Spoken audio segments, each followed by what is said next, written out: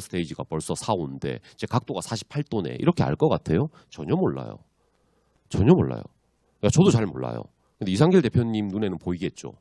직업적으로 쟤 어떻게 뭐 이렇게 보이겠지만 저는 전혀 그렇지 않거든요. 그러니까 이 얘기가 왜 중요하냐면 여러분들이 척추측만증이 있는 친구들을 슈로스 메서드나 여러 가지 다양한 방법으로 케어를 하고 있을 때 치료도 중요하고 운동도 중요하지만 진짜 중요한 건 뭐다? 너의 이미지가 나쁘지 않아.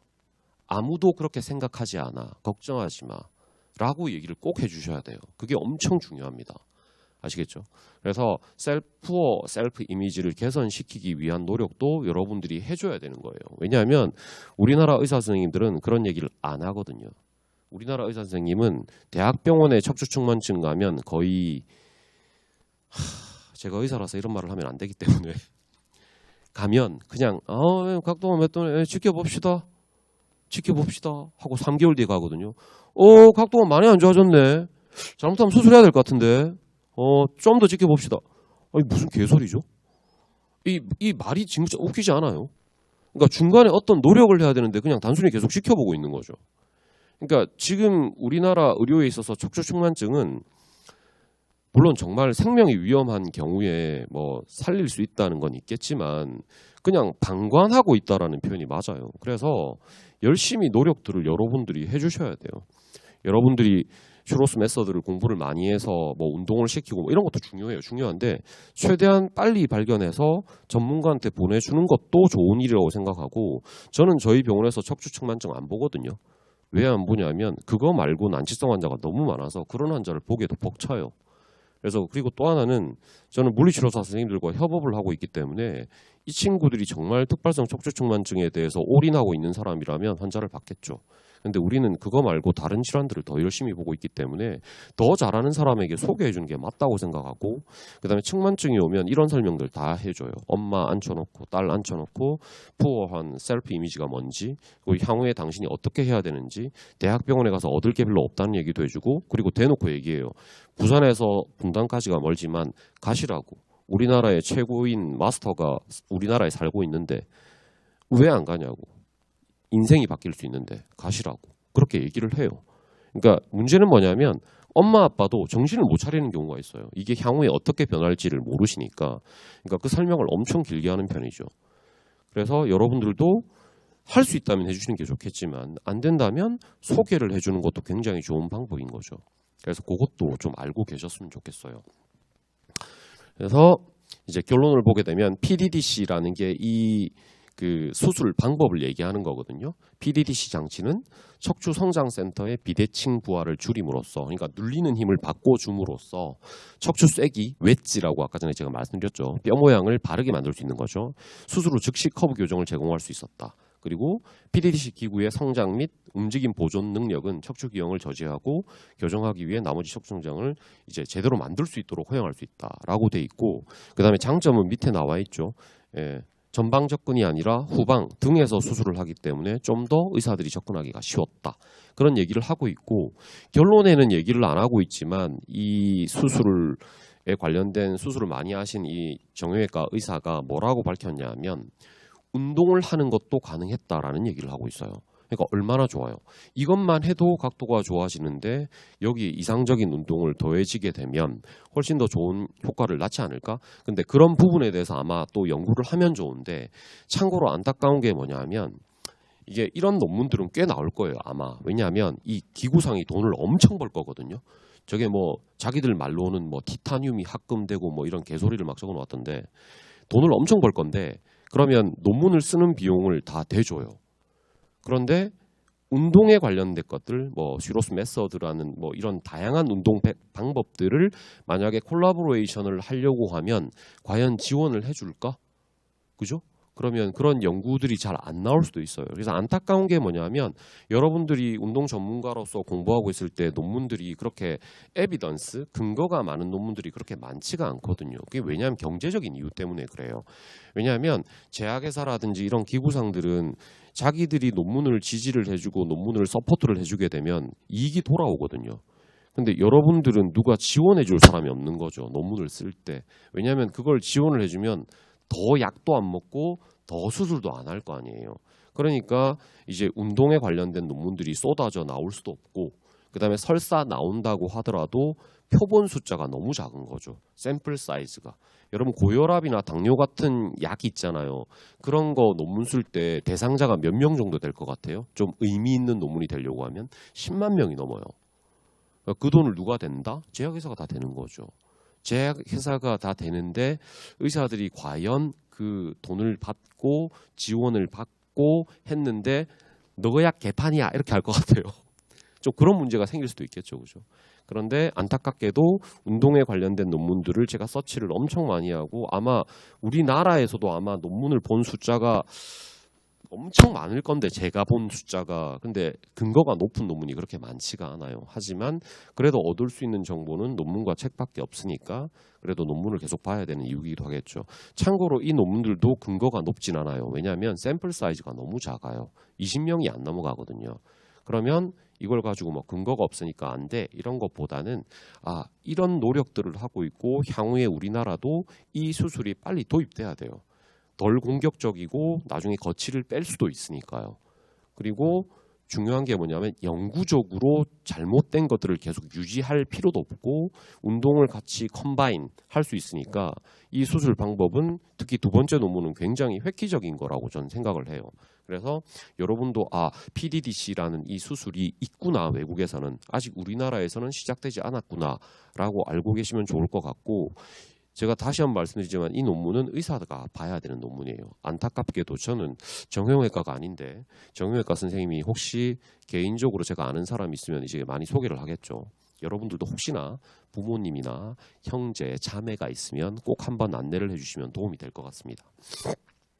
예, 제가 논문 2편을 최대한 빨리 끝내려고 너무 빨리 끝났네요.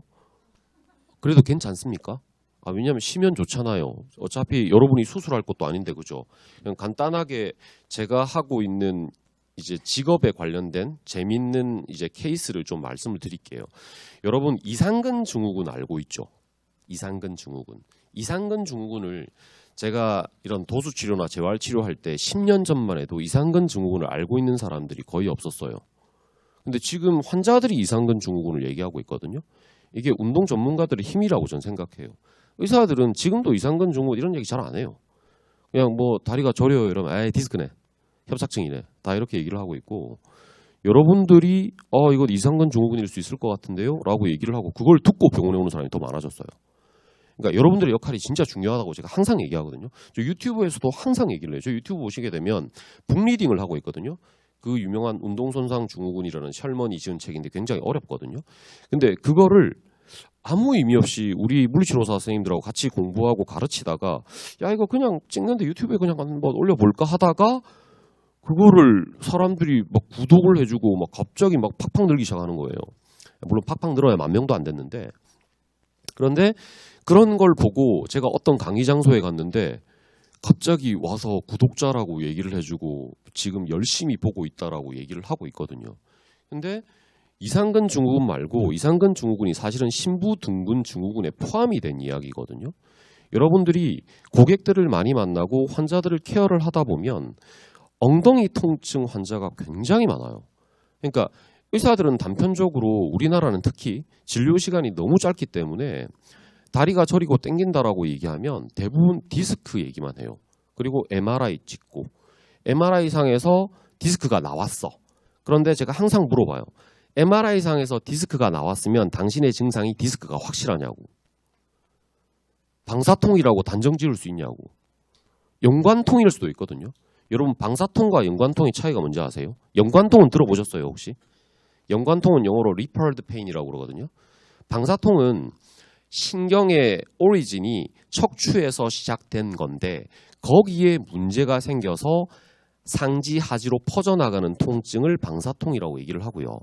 연관통은 원인은 모르지만 병소와 통증을 느끼는 부위가 다른 경우를 연관통이라고 얘기를 해요. 말이 어렵죠? 연관통 가장 쉬운 예를 말씀드릴게요. 그러면 알게 돼요. 아이스크림 되게 차운 거 먹으면 머리 아프죠? 이상하지 않아요? 그게 연관통이에요. 이유를 잘 몰랐었어요. 근데 연관통은 사실은 밝혀졌기 때문에 이제 더 이상 연관통은 아닌 게 된 거죠. 연관통은 왜 생기냐면 차운 걸 입으로 먹었을 때 머리가 왜 아프냐 하면 차운 게 들어가서 혀와 이빨을 자극하게 되면 미주신경이 엄청 활성화되거든요. 그러면서 두통이 생기는 걸로 돼 있거든요. 근데 그런 것처럼 예를 들어서 뭐 극하근이 되게 뭉쳐 있거나 안 좋으면 새끼손가락이 아플 수 있거든요. 이렇게 저리다고 얘기를 해요. 근데 대부분의 병원에서는 디스크일 것 같은데요? 라고 얘기를 하지만 극하근을 해결하고 났더니 통증 사라졌어요. 그런 게 연관통이에요. 그러니까 연관통도 굉장히 많거든요.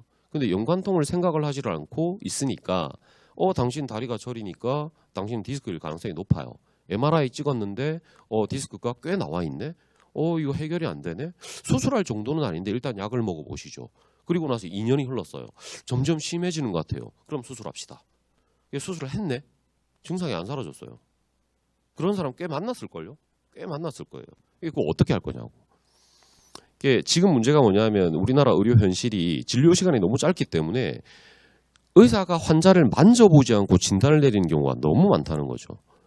근데 웃긴 게 뭐냐면 의사만 진료 행위를 할 수 있잖아요. 원칙이. 근데 지들이 진료를 잘 안 하잖아요.